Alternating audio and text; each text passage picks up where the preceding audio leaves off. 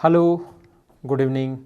मैं Pawan Rao, YouTube channel maths with Pawan Rao में जैसे आपको वादा किया था कि 17 मेंस के सारे क्वेश्चंस मैं आपको करवाऊंगा। तो जो 21 फेब को पेपर हुआ था 2017 में, आज हम लोग उसको सोल्व करेंगे। ज्योमेट्री के आप खुद देखना, अगर आपने मेरी थ्योरी अच्छे से पढ़ी है और जो मैंने एक सीरीज चलाई थी क्वेश्चंस की वो अगर आपने ठीक ठाक की है तो देखना कितने आसान क्वेश्चंस थे। आप लोगों के पास एक बार क्वेश्चन आया, पेपर आया, कुछ लोगों ने हो हल्ला करना शुरू कर दिया कि ज्योमेट्री बहुत टफ आ रही है, लेकिन आप खुद चेक करना कि ज्योमेट्री टफ थी क्या। पहला क्वेश्चन हम लोग करते हैं, ध्यान देना, सीखना। आप लोग पढ़ लीजिए, आपके सामने है। दी गई आकृति में एन ओ पी एक समांतर चतुर्भुज पी एम को जेड तक बढ़ाया गया। ओ जेड एम एन तथा पी एन को क्रमशः वाई तथा एक्स पर इंटरसेक्ट करते हैं। ओ एक्स 27 है, एक्स वाई 18 है। Then what is the length of Y Z. Y Z की लेंथ हम लोगों से पूछी गई है। देखिए, एक समांतर चतुर्भुज डायग्राम आपके लिए बनाया हुआ है, मैं भी बना देता हूँ इस प्रकार से। एक समांतर चतुर्भुज है, इसको आगे बढ़ाया गया है और ये इसको मिलता है, इसके नाम दिए हुए इसने M Y N O P जैसे नाम क्वेश्चन में, क्योंकि डायग्राम बनाया हुआ है तो हम लोग ज़्यादा मेहनत क्यों करें, लिख लेते हैं। ये अपने पास दिया हुआ है 27 ओ एक्स की वैल्यू और ये दी हुई है 18।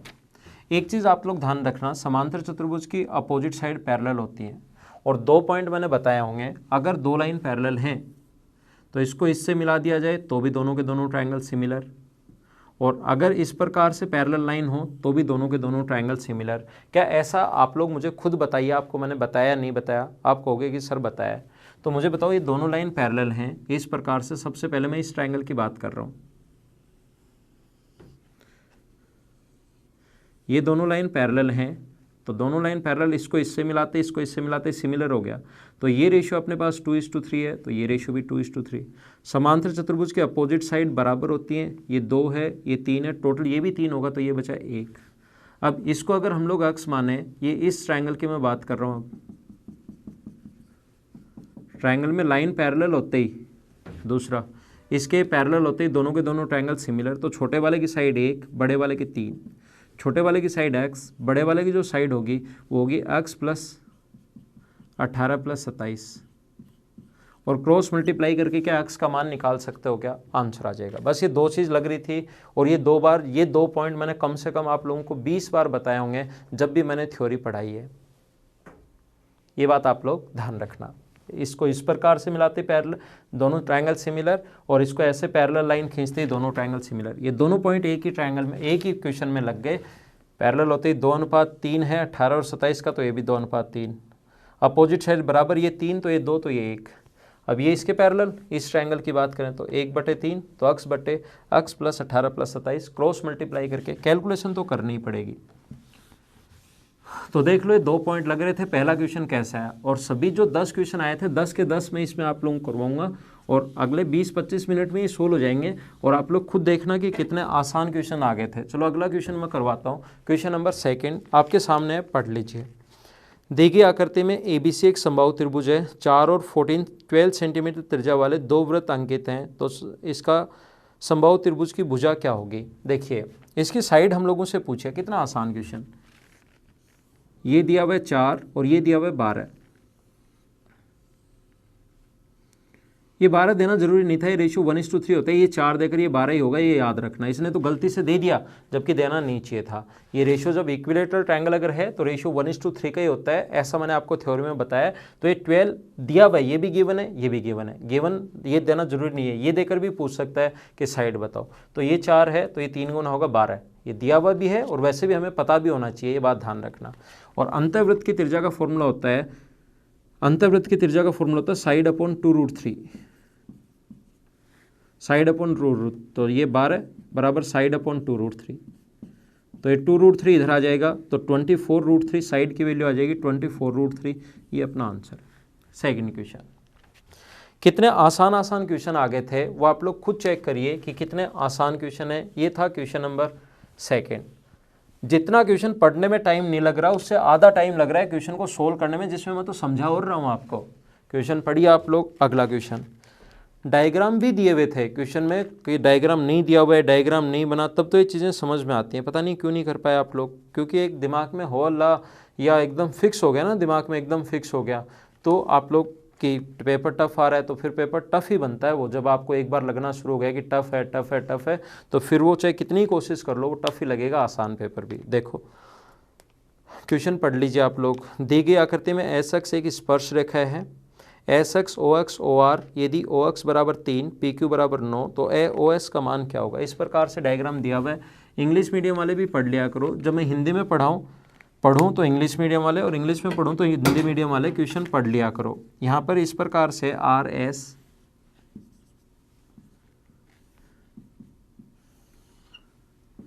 ये O है और ये P है, इसने कहा है ये और ये बराबर है।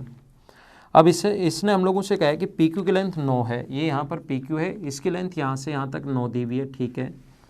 ये अपने पास क्यू एक्स बराबर दिया हुआ है 3, तो इसको मान लो एस एक्स क्या होगा। ये अगर स्पर्श रेखा है तो हम लोग लिख सकते हैं एस एक्स स्क्वायर बराबर x Q into x P, बताया था ना, एक्स क्यू की वैल्यू 3 है और ये 12 है, तो एस एक्स की जो लेंथ आ गई वो आ गई 6, रूट करोगे तो ये 6 है, ये टोटल अपने पास 6 है यहाँ से यहाँ तक, और ये भी अपने पास 6, क्योंकि तीनों क्वेश्चन में गिवन है बराबर हैं, दिया हुआ है। तो ये 6 था, नीचे वाला यहाँ से यहाँ तक 3 है तो ऊपर भी 3 बचा, ये 9 है तो ये बचा 6। और क्या लिख सकते हैं कि हम लोग ओ एस की लेंथ पूछी है तो P A into P B बराबर P C into P D, कम से कम 10 बार बता चुका हूँ, 6 गुना 3 फिर से बराबर 6 गुना ओ एस, तो ओ एस की लेंथ आ गई 3, ये अपना आंसर है। अब देख लो, आप लोग खुद देख लीजिए क्वेश्चन कितने आसान हैं। पढ़ने में जितना टाइम नहीं लग रहा उससे आधा टाइम क्वेश्चन को सोल्व करने में लग रहा है, फिर भी इनको टफ बोलोगे तो फिर इसमें तो हम लोग क्या कर सकते हैं। नेक्स्ट देख लीजिए आप लोग 4 नंबर क्वेश्चन। ये तो मैं बोर्ड पर समझा रहा हूँ इसलिए हो सकता है आपको 15, 20, 25 मिनट लग जाए, खुद करोगे 10 क्वेश्चन 5 मिनट के भी नहीं आपके, खुद चेक कर लो आप लोग। देखो 4 नंबर क्वेश्चन मैं आपके लिए पढ़ता भी हूँ, आपके लिए टाइम भी देता हूँ, पढ़ लो, इसलिए इतना टाइम लग रहा है अपने वीडियो बनाने में। पी ए बी और पी सी डी एक वृत्त की 2 छेदक रेखाएं हैं। यदि पी ए बराबर अपने पास इस प्रकार से है 10 है, ए बी 12 है, पी सी 11 है और पी डी का मान बताओ। ये इस प्रकार से है, पी ए बी और P C D. P A की लेंथ दी हुई है 10 और पी ए की लेंथ दी हुई है 10 और ए बी की लेंथ दी हुई है 12। पी से सी तक की लेंथ दी हुई है 11 और पी से डी तक की लेंथ हम लोगों से पूछी है, ये लो। तो क्या मुझे बताओ P A into P B बराबर P C into P D याद है या नहीं है। पी से तक 10 है, पी से बी तक 22, पी से सी तक 11 है और पी से डी तक पूछा है 11 से 2 बार, तो पी डी की लेंथ 20, ये लो आंसर। अब बताओ कितना टफ क्वेश्चन था। ऐसे क्वेश्चंस तो मतलब हिल ही नहीं सकते हम लोगों से, कैसे कर पाएंगे। तो ऐसे हौला मत क्या करो आप ज़बरदस्ती की, क्वेश्चन टफ आ गया कैसे करें, क्या होगा कैसे होगा, ऐसे नहीं। आप लोग क्वेश्चन करने की कोशिश किया करो जब भी क्वेश्चन आपके सामने आए। चलो देखो 5 नंबर क्वेश्चन और आसान, एकदम पढ़ने में टाइम लगेगा वही लगेगा, फिर क्वेश्चन करने में कोई टाइम नहीं लगेगा। एक वृत्त में त्रिभुज पी क्यू आर अंकित है और पी क्यू आर वृत्त की परिधि पर है और पी क्यू वृत्त का व्यास है। ये तो मैं आपके लिए पढ़ रहा हूँ, जब खुद क्वेश्चन करोगे तो साथ साथ हमेशा डायग्राम बनाते चला करो। पी क्यू आर 40 डिग्री है तो क्यू पी आर का मान डिग्री में क्या होगा, पढ़ लीजिए। इसने कहा कि पी क्यू आर वृत्त की परिधि पर है और पी क्यू व्यास भी है सर्किल का। पी क्यू व्यास है और परिधि पर है, व्यास द्वारा परिधि पर बना कोण हमेशा कितने डिग्री होता है, 90 डिग्री। इसने कहा पी क्यू आर ये 40 डिग्री है और इसने पूछा कि क्यू पी आर का मान बताओ। ट्रायंगल का तीसरा एंगल 90 40 तीसरा एंगल नहीं निकाल सकते क्या, 180 होता है, ये 90, तो इन दोनों का सम भी 90 तो 50 डिग्री। अब बताओ कितना आसान है। और ये आए हुए क्वेश्चन है, 17 मेंस के क्वेश्चन करवा रहा हूँ। आप लोगों को लगेगा कि सर आप तो 10 या 11 के करवा रहे हो, लेकिन ये क्वेश्चन आसान तभी लगेंगे जब आपका बेसिक क्लियर हो। सिर्फ कुछ लोग क्या करते हैं, क्वेश्चन उठाया या किसी भी चैनल पर गए वहाँ पर टफ क्वेश्चंस देख लिए। अकेले क्वेश्चंस देखने से ध्यान रखना थ्योरी क्लियर नहीं होगी। थ्योरी पढ़ी भी होगी तो एसएससी सीडीएस जहाँ भी क्वेश्चंस आते हैं रेलवे आप लोग खुद ही कर पाओगे, लेकिन अकेले क्वेश्चंस में तो मैं आपको किसी भी इसमें जैसे क्वेश्चंस करवा रहा हूँ, एक क्वेश्चन उठाऊँ उसमें 20 मिनट लगा दूँ टफ सा क्वेश्चन और वो वीडियो बन गया और आपको कम से कम 200 वीडियो दे सकता हूँ अकेला मैं ज्योमेट्री के। लेकिन आपको पढ़ना कैसे वो चीज़ मैं बार बार बता रहा हूँ, पहले थ्योरी पढ़ोगे आसान हो जाएंगे। देखो 6 नंबर क्वेश्चन, दी गई आकृति में आकृति दी हुई आपके सामने, उसको पढ़ लीजिए और वीडियो पॉज करके एक बार क्वेश्चन करने की कोशिश क्या करो, सारे क्वेश्चन आपसे खुद से हो जाएंगे। ये इस प्रकार से दिया हुआ है PSR 95, PQR का मान डिग्री में क्या होगा। क्वेश्चन अच्छे से देख लो आप लोग, ठीक से देख लीजिए, देख लिया होगा। अब देखो आकृति दी हुई है और ये बनाना ही नहीं था क्वेश्चन में, मैं तो बना रहा हूँ आपको समझाने के लिए। इस प्रकार से ये है अपने पास P, Q, R और S, ये अपने पास दिया हुआ है T और ये दिया हुआ है U। एक एंगल PSR ये वाला एंगल दिया हुआ है 95 डिग्री, ये इसने लाइन भी बनाई है और हमें पूछा है PQR। बताओ ये साइक्लिक क्वाड्रिलेटरल लेके ये ऐसे ही दिया हुआ है 95 तो 85, चक्रीय चतुर्भुज के विपरीत कोणों का योग 180 डिग्री होता है, 95 तो 85, ये डायग्राम ऐसे ही दे दिया और अपने पास पूछ लिया। देख लो अगला करता हूँ चलो। और ये 17 मेंस के क्वेश्चन करवा रहा हूँ मैं आप लोगों को, कोई और क्वेश्चन। और कुछ लोग अब भी कमेंट तो पक्का करेंगे सर 17 मेंस जैसे क्वेश्चन करवाओ। अरे भाई अब तो 17 मेंस को ही करवा रहा हूँ, 17 मेंस जैसे नहीं, 17 मेंस ही पढ़ा रहा हूँ। अब तो देखो 2 गैर प्रतिच्छेदित वर्तुल से अधिकतम कितनी टेंजेंट्स खींची जा सकते हैं, मैक्सिमम टेंजेंट्स, अगर दोनों इस प्रकार से हो तो ये तो लिखवाते ही आप लोगों को हर जगह बताता हूँ मैं, कितनी टेंजेंट्स खींची जा सकते हैं, 4। आंसर आ गया। 2 इस प्रकार से, 2 अपने पास इस प्रकार से। Common tangents which can be drawn to non intersecting line, maximum number of common tangents हम लोगों से पूछा गया है। तो अपना आंसर कितना आ गया, 4, ये अपना आंसर। अगला देख लो, यहाँ पर लिखा हुआ है क्वेश्चन नंबर अपने पास 7 था, 8 नंबर पढ़ लो, मैं भी पढ़ लेता हूँ।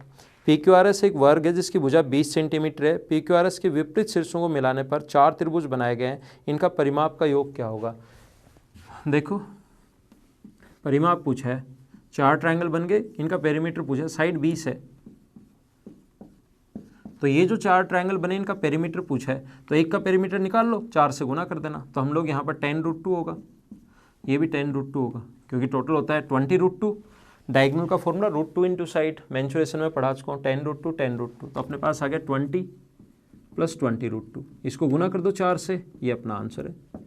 80 + 80√2 ऑप्शन मिलेगा 100% ये वाला। अब इतने आसान क्वेश्चन आ गए थे, 8 नंबर क्वेश्चन है, और जब आप खुद करोगे क्वेश्चन, 10 क्वेश्चन 3 मिनट के भी नहीं है, मैं आपको बता देता हूँ। ये तो मैं साइड में हटता हूँ, क्वेश्चन लिखने का टाइम देता हूँ आपको कि क्वेश्चन आ गया पॉज करो, नहीं तो क्वेश्चन कितने आसान आ गए थे। अगला देखिए आप लोग, क्वेश्चन नंबर 9 नंबर क्वेश्चन में लिखा हुआ है ABCD एक समषष्टभुज है, ADB का मान क्या होगा। ऐसे क्वेश्चन आए थे अब की बार। अगर समषष्टभुज है, ध्यान रखना रेगुलर पॉलीगन के, ये बात सभी लोग ध्यान रखना, कोई भी रेगुलर पॉलीगन है उसके बाहर से एक सर्किल हम लोग खींच सकते हैं, ये बात हमेशा ध्यान रखना, इसके बाहर से हम लोग सर्किल खींच सकते हैं, इसके बाहर से हम लोग एक सर्किल खींच सकते हैं। और ADB का मान डिग्री में क्या होगा, ADB का मान, ADB, तो इसके द्वारा सेंटर पर बना एंगल कितना होगा, सेंटर पर बना एंगल होगा 360/6, तो 360/6 का मतलब 36, तो 60 डिग्री, और ये अगर 60 डिग्री है तो सरकमफ्रेंस पर बना एंगल कितने डिग्री हुआ, 30 डिग्री। तो इसके बाहर से हम लोग सर्किल खींच सकते हो, तो सेंटर पर बना एंगल देख लिया करो, तो 6 साइड है तो 360/6, तो अपने पास 60 डिग्री, तो सरकमफ्रेंस पर बना एंगल 30 डिग्री, ये अपना आंसर है।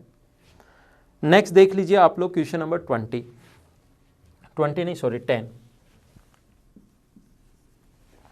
अगला क्वेश्चन देखिए, ABCD एक वर्ग है और CD वर्ग के बाहर एक समबाहु त्रिभुज है, तो BEC का मान कितना होगा।